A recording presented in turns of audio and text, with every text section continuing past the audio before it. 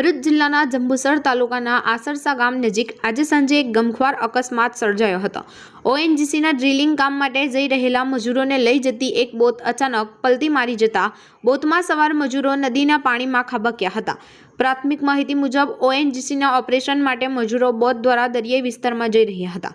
આસરસા ગામના કાંઠા વિસ્તાર નજીક અચાનક બોટ અનિયંત્રિત થઈને પલટી મારી ગઈ હતી।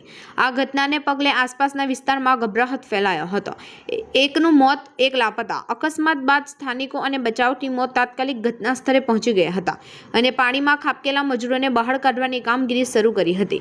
અકસ્માતમાં એક મજૂરનું કરુણ મોત નીપજ્યું હોવાની સત્તાવાર પુષ્ટિ મળી છે। મૃતક મજૂરના દેહને તાત્કાલિક જંબુસર સબ ડિસ્ટ્રિક્ટ હોસ્પિટલ ખાતે પોસ્ટમોર્ટમ અને વધુ કાર્યવાહી માટે ખસેડવામાં આવ્યો હતો।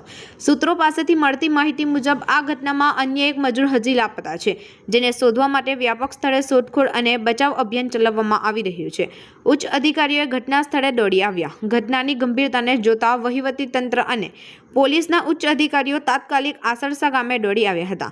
જંબુસરના મામલતદાર, સ્થાનિક ધારાસભ્ય દેવકિશોર સ્વામી, પોલીસનો કાફલો આ તમામ લોકો ઘટના સ્થળની મુલાકાત લઈ બચાવ કામગીરીનું નિરીક્ષણ કર્યું હતું અને મૃતકના પરિવાર પ્રત્યે સંવેદના વ્યક્ત કરી હતી। પોલીસે સમગ્ર ઘટના અંગે ગુનો નોંધીને બોટ પલટી મારવાના ચોક્કસ કારણો જાણવા માટે તપાસ શરૂ કરી છે। क्या नाम है आपका?